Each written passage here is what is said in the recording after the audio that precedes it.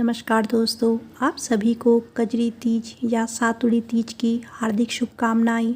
आज की कथा में मैं आपको कजरी तीज व्रत की संपूर्ण कथा सुनाऊंगी। अगर आपको कथा अच्छी लगे तो वीडियो को लाइक, सब्सक्राइब और शेयर ज़रूर कीजिएगा। भाद्रपद मास की कृष्ण पक्ष की तृतीया को कजरी तीज का त्यौहार बड़े उत्साह के साथ मनाया जाता है। इसको और भी कई नामों से जाना जाता है, जैसे सातुड़ी तीज, बड़ी तीज, कजरी तीज और बूढ़ी तीज। हमारे देश में विभिन्न प्रांतों इस त्यौहार को बड़ी धूमधाम से मनाया जाता है। यह व्रत हरियाली तीज, हरतालिका तीज की तरह ही मनाया जाता है। इस दिन भगवान शिव और माता पार्वती की पूजा की जाती है। हिंदू मान्यताओं के अनुसार कजरी तीज का विधि पूर्वक व्रत करने और कथा सुनने से विवाहित महिलाओं को तीज माता से अखंड सौभाग्य का आशीर्वाद प्राप्त होता है और कुंवारी कन्याओं को मनपसंद जीवन साथी की प्राप्ति होती है।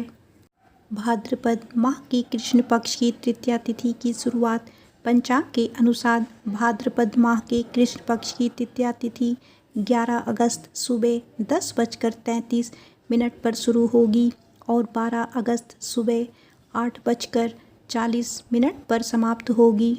उदया तिथि के अनुसार कजरी तीज 12 अगस्त को मनाई जाएगी। भाद्रपद के कृष्ण पक्ष की तीज का विशेष महत्व है। इस तीज पर माता पार्वती और भगवान शिव की पूजा की जाती है। सौभाग्यवती स्त्री के लिए यह व्रत करवा चौथ, हरतालिका तीज और हरियाली तीज के समान ही पुण्यदायी है। ऐसी मान्यता है कि इस व्रत की कथा कहने और सुनने मात्र से ही माता की कृपा से विवाहित स्त्रियों को अखंड सौभाग्य की प्राप्ति होती है। शास्त्रों के अनुसार कजरी तीज का व्रत करने वाली महिलाएं के सौभाग्य में वृद्धि होती है, उनके पति की आयु लंबी होती है, उनका वैवाहिक जीवन सुखमय होता है, परिवार में सुख शांति रहती है और शुभता आती है। इसके साथ ही और भी अनेक शुभ फल की प्राप्ति होती है। व्रत करने वाली अविवाहित कन्या को उसका मनचाहा सुयोग्य जीवन साथी प्राप्त होता है। आज की कथा में मैं आपको कजरी तीज या सातुड़ी तीज व्रत की 3 कथाएं सुनाऊंगी। तो आइए सबसे पहले हम सुनेंगे कजरी तीज की प्रथम कथा। प्राचीन समय की बात है, एक नगर था। उसमें एक दरिद्र ब्राह्मण अपनी पत्नी के साथ रहता था। उसकी पत्नी बहुत धर्मपरायण और प्रतिबद्धता थी। उस ब्राह्मण की पत्नी कजरी तीज का व्रत किया करती थी। एक बार कजरी तीज का दिन था और उस ब्राह्मण की पत्नी का कजरी तीज का व्रत था। उसने अपने पति से कहा कि आज मेरा कजरी तीज का व्रत है, इस व्रत के पालन के लिए आप चने का सत्तू ले आइए। ब्राह्मण के पास सत्तू खरीदने के लिए पैसे नहीं थे, इसीलिए वो चिंतित होकर इधर उधर घूमने लगा। फिर वो एक दुकान पर गया और वहाँ पर उसने चने, घी और शक्कर से बना 1.25 किलो सत्तू देने को कहा। दुकान के नौकर ने सत्तू बनाकर उसे दे दिया। सत्तू लेकर ब्राह्मण अपने घर के लिए चल दिया। तब दुकान के नौकर ने उसे रोककर उस सत्तू के पैसे देने को कहा। तब उस ब्राह्मण ने उसे कहा कि मेरे पास अभी पैसे नहीं है, मैं तुमको बाद में आकर दे दूंगा। परंतु नौकर नहीं माना और उसने आवाज़ लगाकर अपने साथी नौकरों और दुकान के मालिक को बुला लिया। सब नौकर उस ब्राह्मण को पकड़कर अपने मालिक के पास ले गए। तब उस दुकान के मालिक ने उस ब्राह्मण से उसका पक्ष जानना चाहा। तब उस ब्राह्मण ने उस दुकान के मालिक को सारी बात बताई कि आज मेरी पत्नी का कजरी तीज का व्रत है और उस व्रत का पालन करने के लिए उसे 1.25 किलो चने का सत्तू चाहिए, पर मेरे पास सत्तू खरीदने के लिए पैसे नहीं हैं। इसीलिए मैंने आपके नौकर को सत्तू के पैसे बाद में देने का वचन दिया, परंतु वो नहीं माना। मेरी पत्नी मेरा घर पर इंतज़ार कर रही है। जब मैं सत्तू लेकर जाऊंगा तब वो कजरी तीज का पूजन करेगी। उसकी बात सुनकर दुकान के मालिक को उस पर दया आ गई। तब उस सेठ ने उस ब्राह्मण की सहायता का वचन दिया और उसकी पत्नी को अपनी बहन मान लिया। फिर उसने उस ब्राह्मण को बहुत सा धन और पूजन का सामान देकर उसे घर भेज दिया। जब ब्राह्मण इतना सारा धन और सब सामान लेकर अपने घर पहुंचा तो उसकी पत्नी बहुत खुश हुई और उस सामान से उसने धूमधाम से अपना व्रत पूर्ण किया। तो एक बार प्रेम से बोलिए कजरी माता की जय। आइए अब सुनते हैं सातुड़ी तीज व्रत की दूसरी कथा। पौराणिक कथा के अनुसार एक नगर में एक साहूकार रहता था। उसके 7 पुत्र थे। उनमें से 6 पुत्र स्वस्थ थे, परंतु जो सबसे छोटा पुत्र था वो अपाहिज था। साथ ही उसका चरित्र भी खराब था। उसे वैश्यागमन की लत भी थी। एक वैश्या पर आसक्त होकर उसने अपना सारा धन लुटा दिया। उसकी आर्थिक स्थिति बहुत खराब हो गई थी और उसके घर में खाने के भी लाले पड़ गए थे। उसके बाकी सभी भाई अपने परिवार के साथ सुखपूर्वक रहते थे, परंतु उसके इस बुरे शौक के कारण कोई भी उससे मतलब नहीं रखता था। उसकी इस बुरी आदत के बावजूद भी उसकी स्त्री उसकी सेवा करती थी। उसकी पत्नी बहुत ही सुशील और पतिव्रता नारी थी। वो पति को परमेश्वर मानकर उसकी हर बात मानती थी। अपने पति के आदेश का पालन करने के लिए वे स्वयं उसे अपने कंधों पर बिठाकर नदी पार करके वैश्यालय ले जाकर जाती थी। उसकी ऐसी हालत देखकर उसे उसकी पड़ोसन ने भाद्रपद मास की कजरी तीज का व्रत करने का सुझाव दिया। उसने उसे कहा, तुम भाद्रपद मास की कृष्ण पक्ष की तृतीया, जिसे लोग कजरी तीज और सातुड़ी तीज भी कहते हैं, उसका व्रत करो। उससे तुम्हारी सभी कष्ट का नाश होगा और तुम्हारा वैवाहिक जीवन सुखमय हो जाएगा। ऐसा कहकर उसे व्रत का सारा विधान बताया। जब कजरी तीज आई तो उसने पूरी श्रद्धा से व्रत और पूजन किया, परंतु उसके पास सत्तू बनाने के लिए पर्याप्त धन नहीं था। इस कारण वो सत्तू ना बना सकी। जब शाम को पूजा करने लगी तब उसके पति ने कहा कि जल्दी से ये पूजा समाप्त कर और मुझे उस वैश्या के घर लेकर चल। पति का आदेश मानकर उसने पूजा समाप्त करी और अपने पति को लेकर उस वैश्या के घर लेकर चली गई। उस दिन उसका पति उसे वापस घर जाने की आज्ञा देना भूल गया, तो वो वहीं उस घर के बाहर खड़ी होकर उसकी प्रतीक्षा करने लगी। वहाँ खड़े खड़े मन ही मन वो तीज माता का ध्यान करने लगी। उससे पूजन में जो कमी रह गई थी उसकी क्षमा मांग रही थी और मन ही मन अपनी सुखी वैवाहिक जीवन की माँ से कामना कर रही थी। वो अपनी विचारों में खोई हुई थी। तभी मूसलाधार बारिश शुरू हो गई और जो नदी पार करके वो आई थी उसमें पानी का स्तर बढ़ने लगा। नदी में उफान आ गया। तभी उसे एक आकाशवाणी सुनाई दी, आवतारी जावतारी दोना खोल के पी, पिया प्यारी होए। आकाशवाणी सुनकर उसने देखा कि नदी पर एक दोना तैर रहा है। उसने उसे उठाया तो उसमें दूध था। उसे आकाशवाणी के अनुसार उस दोनी का सारा दूध 7 घूंट में पी लिया। दूध पीने के बाद उसे चमत्कार का सा अनुभव हुआ। वहाँ उस वैश्या का मन बदल गया और उसने उसके पति का सारा धन उसे वापस देकर वहाँ से जाने को कहा और स्वयं गांव छोड़कर जाने को तैयार हो गई। वो अपने पति को लेकर अपने घर आई। इसके बाद से उसके जीवन में सब कुछ सकारात्मक होने लगा। उसके पति के मन में भी अपनी पत्नी के लिए प्रेम और सम्मान का भाव आने लगा। उसने वैश्यागमन का विचार छोड़ दिया और अपनी पत्नी के साथ प्रेम से रहने लगा। अपनी सभी बुरी आदतों को उसने त्याग दिया। तीज माता की कृपा से उसका शरीर भी स्वस्थ हो गया और वो दोनों सुख से एक साथ रहने लगे। उससे इस व्रत के विषय में जानकर कई स्त्रियों ने कजरी तीज का व्रत करना आरंभ कर दिया और वे स्वयं भी हर वर्ष कजरी तीज का व्रत पूरे विधि विधान से करती थी। तो एक बार प्रेम से बोलिए कजरी माता की जय। आइए अब सुनते हैं कजरी तीज व्रत की तीसरी कथा। पौराणिक कथा के अनुसार प्राचीन काल में एक राजा था। उस राजा के 7 पुत्र और 1 पुत्री थी। उस समय में राजा और राज परिवार के लोग पूरे वर्ष कभी युद्ध तो कभी देशाटन तो कभी और दूसरे कार्य में व्यस्त रहा करते थे। एकमात्र चौमासा ही ऐसा जब इन सब चीज़ों से अवकाश रहता था। इस समय में बरसात के कारण युद्ध नहीं किए जा सकते थे, नदियाँ उफान पर रहती थी, इसीलिए देशाटन पर भी नहीं जाया जा सकता था। इसीलिए राज परिवार के लोग अपने पुत्र पुत्रियों के विवाह आदि मांगलिक कार्य इसी चतुर्मास में किया करते थे। विशेष रूप से जब भाद्रपद मास में विवाह करके बहू लाई जाती थी तो उसे भादौड़ी लाड़ी की संज्ञा दी जाती थी।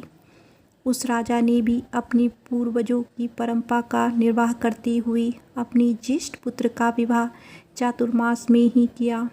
राजा के ज्येष्ठ पुत्र का विवाह बड़े जोर शोर से संपन्न हुआ। शुभ मुहूर्त में गाजे बाजे के साथ बहू को विदा करा के अपने राज्य की ओर लेकर चल दिए।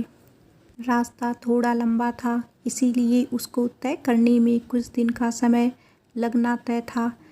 कजरी तीज के व्रत वाले दिन वो लोग यात्रा में रहेंगे, यह जानबूझकर बहू की माँ ने अपनी बेटी को कजरी तीज के व्रत के लिए सत्तू और पूजा की सामग्री देते हुए पूजा की विधि बताई। परंतु वो उसको यह बताना भूल गई कि नीम और आकड़े के खड़े वृक्ष की पूजा नहीं करनी, बल्कि उनकी टहनी तोड़कर उस टहनी की पूजा करनी है। सभी लोग वहाँ से विदा होकर चल दिए और जब मार्ग में कजरी तीज का दिन आया तो बहू ने कजरी तीज की पूजा की, परंतु उसने अनजाने में खड़े नीम और आकड़े के वृक्ष की पूजा कर दी। ऐसा करने से तीज माता उस बहू और राजा से नाराज हो गई और उन्होंने एक नाग और नागिन को आदेश दिया कि इस राजा का कोई भी पुत्र विवाह होने के बाद जीवित नहीं रहना चाहिए। नाग और नागिन ने माता की आज्ञा के पालन का वचन दे दिया। राजा को इस विषय में कुछ ज्ञात नहीं था। उसने तो अपने पुत्र के लिए नया महल बनवाया था। जब वो नगर में पहुँचे तो बड़ी धूमधाम से उनका स्वागत किया गया। नवविवाहित जोड़े को नए महल में भेजा गया। उसी रात को राजा के ज्येष्ठ पुत्र की नागिन के द्वारा काटने से मृत्यु हो गई। पूरे राज्य में शोक की लहर दौड़ गई। विवाह की खुशियाँ मृत्यु के शोक में बदल गई। राजा शोक के सागर में डूब गया। उसको समझ ही नहीं आ रहा था कि ऐसा कैसे हो गया। समय बीतता गया और फिर राजा के दूसरे पुत्र के विवाह के लिए रिश्ते आने लगे। राजा ने अपने दूसरे पुत्र का विवाह तय कर दिया और नियत तिथि पर विवाह संपन्न हो गया। दूसरी बार भी वही सब कुछ हुआ। मार्ग में कजरी तीज पड़ी और इस बार भी बहू की माँ ने अपनी बेटी को यही नहीं बताया कि नीम और आकड़े के खड़े वृक्ष की पूजा नहीं करनी, बल्कि उसकी टहनी तोड़कर उस टहनी की पूजा करनी है। और उसने भी वही गलती करी जो उससे बड़ी बहू ने करी थी। फिर राजा के दूसरे पुत्र के साथ भी वही हुआ जो उसके ज्येष्ठ पुत्र के साथ हुआ था। ऐसे करते करते के 6 बेटे की शादियां हुई और सभी को नागिन द्वारा काटे जाने की मृत्यु हो गई। राजा पर दुखों का पहाड़ टूट पड़ा था। साथ में से उसके 6 पुत्र असमय ही काल के गाल में समा गए थे। उसने निश्चय किया कि अब वो अपने सबसे छोटे पुत्र का विवाह ही नहीं करेगा, परंतु परिवार वालों और मंत्रियों ने राजा को बहुत समझाया और यह कहकर मनाया कि अब की बार हम राजकुमार का विवाह उस नगर से नहीं करेंगे जिस नगर से पहले 6 राजकुमारों का विवाह किया गया था। हम इस बार राजकुमार का विवाह दूसरे नगर से करेंगे। सबके समझाने पर राजा मान गया और राजा ने 7वें पुत्र का विवाह तय हो गया। राजा का मन अनिश्चितता और अनहोनी के भय से व्याकुल था। कहीं ना कहीं उसे डर था कि उसके 7वें पुत्र के साथ वैसा ना हो जैसा उसके 6 पुत्रों के साथ हुआ। राजा के 7वें पुत्र का भी विवाह संपन्न हो गया। इस बार भी कजरी तीज तभी पड़ी रही थी जब वो मार्ग में होते। इस बार बहू की माँ बहुत समझदार थी। उसने अपनी बेटी को सत्तू और पूजन की सामग्री देने के साथ ही पूजा की पूरी विधि भी बताई। और साथ ही यह भी बताया कि नीम और आकड़े के खड़े वृक्ष की पूजा नहीं करनी, बल्कि पूजा के लिए उसकी टहनी तुड़वा कर मंगवा लेना। और साथ ही यह भी बताया कि पूजा के लिए थोड़ा कच्चा दूध भी रखवा लेना। राजा अपने पुत्र और पुत्रवधू को लेकर अपने नगर को चल दिया। जब कजरी तीज आई तब बहू ने अपने ससुर से कहा, पिताजी, मुझे कजरी तीज की पूजा करनी है, उसके लिए आप नीम और आकड़े और साथ में थोड़ा सा कच्चा दूध मंगवा दो। राजा को पुरानी बातें याद आ गई, जिनको सोचकर वो भयभीत हो गया। फिर उसने सोचा कि इस बार पूजा की विधि पहले से अलग है, और यही सोचकर उसने पूजन के लिए नीम आकड़ा और कच्चा दूध भी मंगवा दिया। बहू ने पूरे विधि विधान से तीज माता की पूजा की। उसकी पूजा से तीज माता संतुष्ट हो गई और उन्होंने प्रसन्न होकर उसे अखंड सौभाग्यवती होने का आशीर्वाद दिया। अपने राज्य पहुंचकर राजा ने अपने पुत्र को दूसरे महल में रहने के लिए कहा। तब बहू ने कहा, नहीं पिताजी, मैं उसी महल में रहूंगी जिसमें इससे पहले आपने अपने बड़े बेटे बहुओं को रखा था। राजा ने बहुत समझाया, परंतु बहू ना मानी और उसने राजा को विश्वास दिलाया कि कुछ भी अनिष्ट नहीं होगा। राजा ने अपनी बहू की बात मानकर उन्हें उसी महल में रहने की आज्ञा दी। फिर बहू ने महल की पहली सीढ़ी पर दीपक जलाकर रख दिया, दूसरी सीढ़ी पर चने भिगो कर रख दिया, तीसरी सीढ़ी पर कच्चा दूध रख दिया और सबसे ऊपर वाली सीढ़ी पर फूलों की टोकरी रख दी। रात्रि में नागिन उसके पति को डसने के लिए उस महल में आई तो उसने देखा कि सीढ़ी पर दीपक जल रहा है, तो वे बहुत खुश हुई और आशीर्वाद दिया कि तुमने मुझे रास्ता दिखाया। फिर नागिन आगे चली तो उसे खाने के लिए भीगे हुए चने मिले। उसने चने खाकर दिल से आशीर्वाद दिया और फिर आगे चली तो उसे दूध का कटोरा मिला। उसने पेट भर के दूध पिया और खुश होकर आशीर्वाद दिया और उसने आगे चलकर अगली सीढ़ी पर फूलों की डालियाँ मिली, जिसमें वो खूब लोटपोट हुई और खुश होकर आशीर्वाद दिया। उस कमरे में पहुंची जहां राजकुमार अपनी पत्नी के साथ सोया था। राजकुमार को नींद आ चुकी थी, परंतु उसकी पत्नी जाग रही थी। बहू ने पहले से ही अपनी ननद से कहकर एक हांडी मंगाकर अपने कमरे में रख ली थी। अब नागिन चारों तरफ घूम रही थी और सोच रही थी कि इसने तो मेरा इतना ध्यान रखा है, मेरे लिए खाना रखा, दूध रखा और फूल रखे, तो क्या मैं इसके पति को काट कर उसके प्राण हरूं या छोड़ दूं?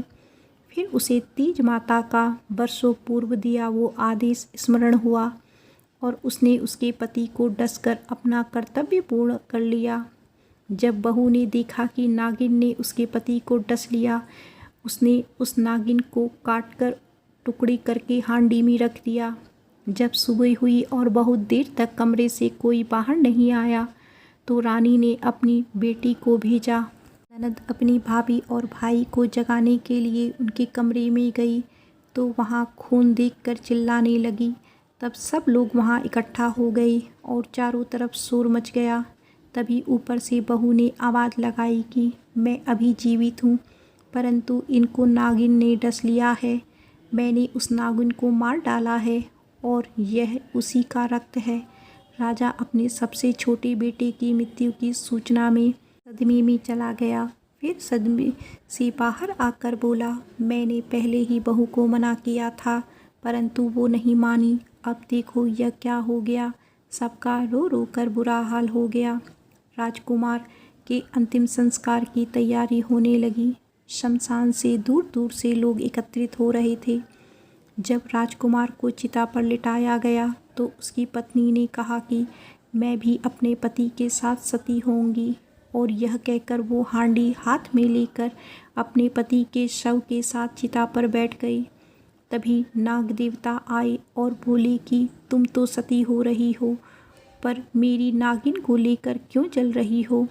तब उस बहू ने कहा, तुम्हारी नागिन ने मेरे पति और उनके 6 भाइयों को मारा है, इसीलिए अब मैं उसको लेकर अपने पति के शव के साथ सती हो रही हूँ।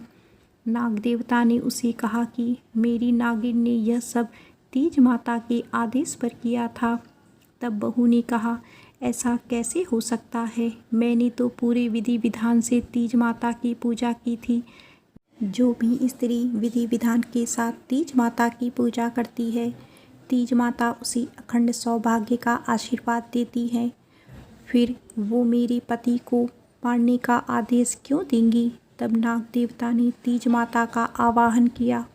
तब तीज माता प्रकट होकर बोली, हे पुत्री, तुझसे पहले तेरी जिठानियों ने मेरी पूजा में एक बहुत बड़ी त्रुटि करी थी और यह सब उसी त्रुटि का परिणाम है।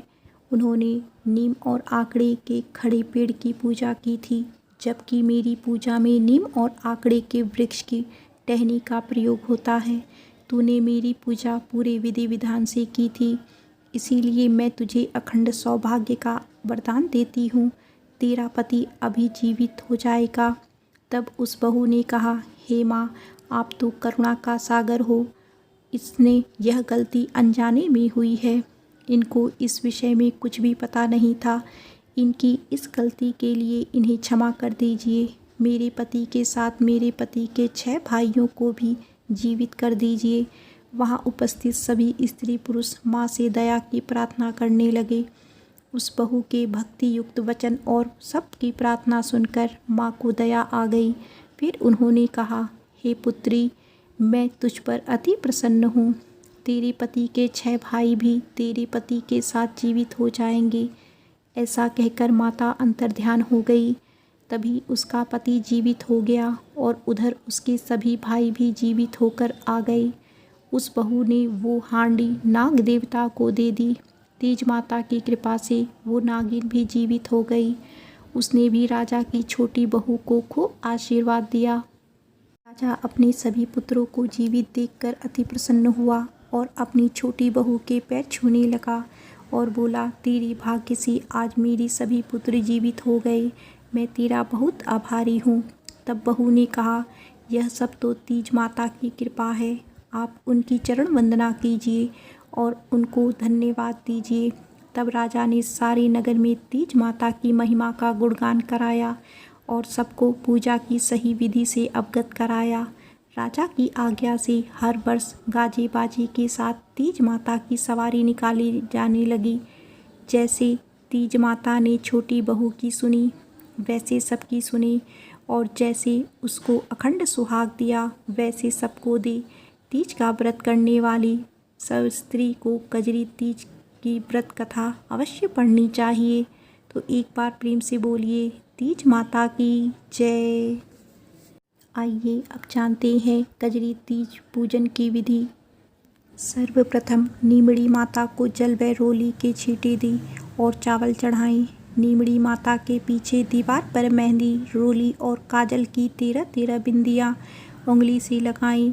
मेहंदी, रोली की बिंदी अनामिका उंगली से लगाएं और काजल की बिंदी तर्जनी उंगली से लगानी चाहिए। नीमड़ी माता को मोली चढ़ाने के बाद मेहंदी, काजल और वस्त्र चढ़ाएं। दीवार पर लगी बिंदियों के सहारे लच्छा लगा दें। नीमड़ी माता को कोई फल और दक्षिणा चढ़ाएं और पूजा के कलश पर रोली से टीका लगाकर लच्छा बांधें। पूजा स्थल पर बने तालाब के किनारे पर रखें। दीपक के उजाले में नींबू, ककड़ी, नीम की डाली, नाक की नथ, साड़ी का पल्ला आदि देखें। इसके बाद चंद्रमा को अर्घ्य दें।